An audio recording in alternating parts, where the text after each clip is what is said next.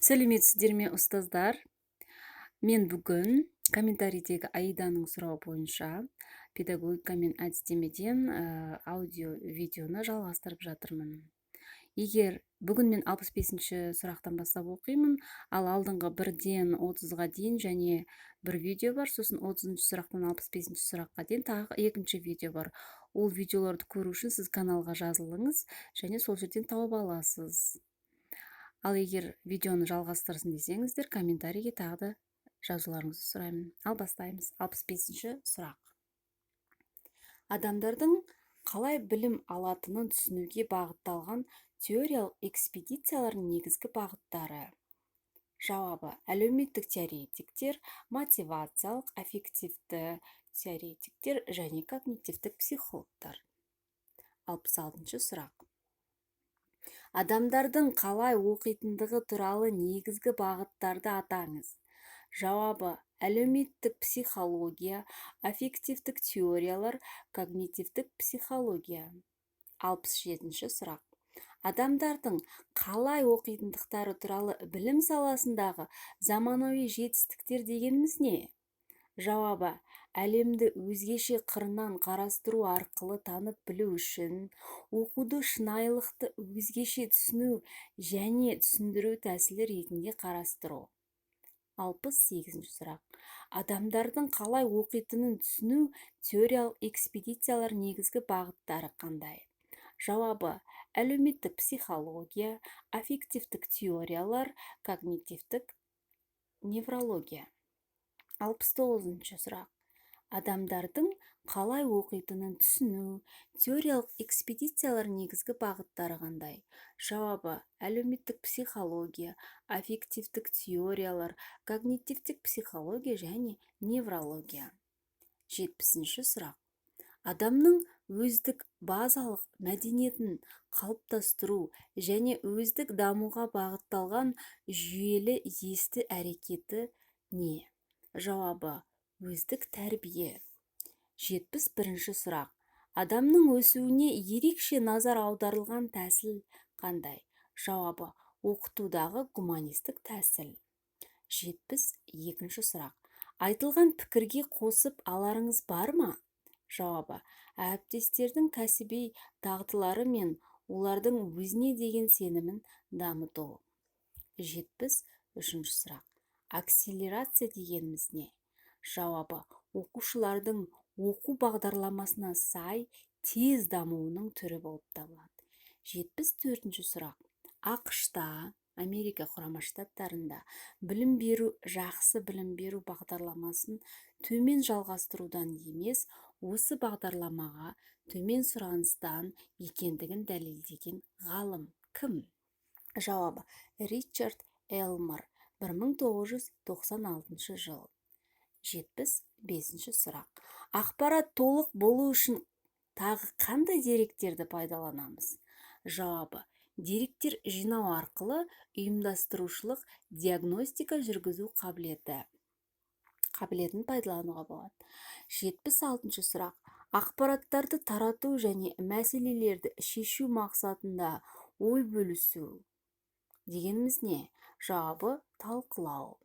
77-ші сұрақ. Ақпаратты бағалаудың негізгі сипаттары не болып табылады? Жауабы: есеп беру, іріктеу және мониторинг жүргізу. 78-ші сұрақ. Ақпараттың орналасқан жерін анықтау, ақпаратты ұйымдастыру, түсіну, бағалау және құру қабілеті не болып табылады? Жауабы: сандық сауаттылық. 79-ші сұрақ. Алған білім негізінде оқушылардың практикалық әрекеті іске асырылады. Жауабы: іскерлік. 80-ші сұрақ. Алғашқы кең көлемді метатану зерттеуінде ерте жастағы балаларға есте сақтауға тапсырмалар берген ғалым кім? Жауабы: Джон Флейвелл. 81-ші сұрақ.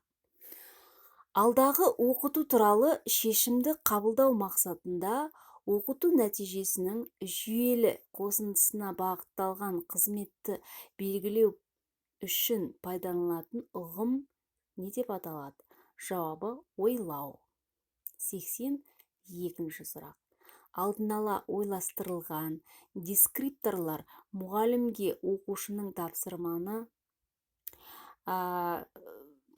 тапсырмасы.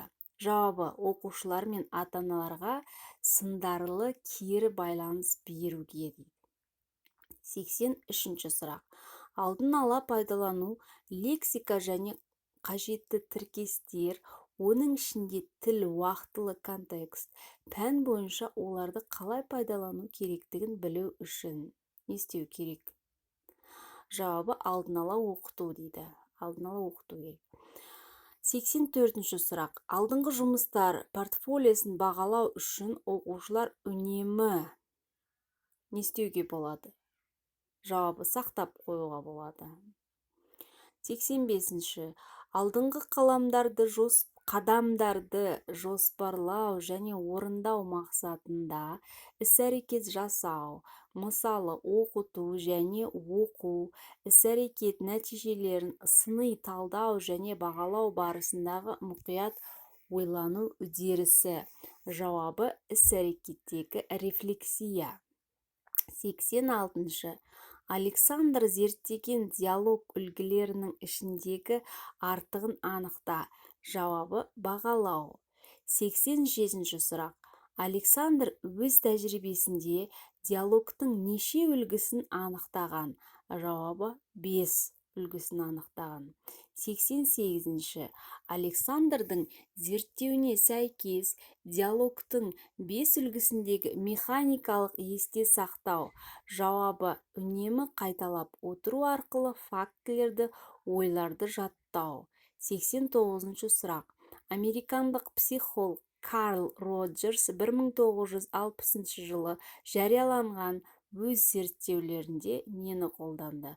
Жауабы жеке тұлғада бағдарланған терапияда қолданды дейді. Өз зерттеулерін жеке тұлғада бағдарланған терапияда қолданды. 90-шы сұрақ.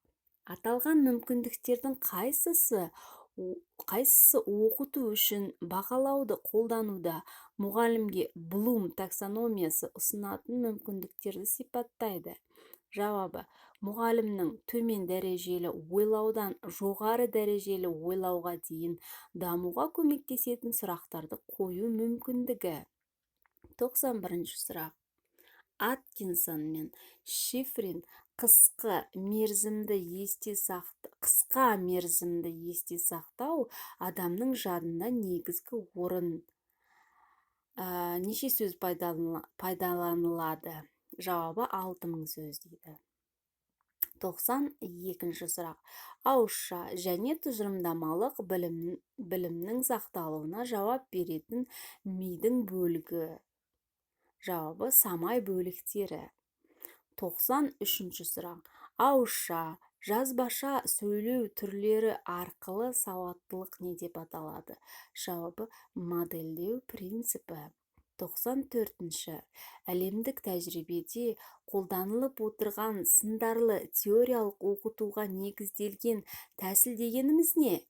Жауабы пәнді терең түсіну қабілетін дамыту және алған білімдерін пайдалана алуын қамтамасыз ету болып табылады.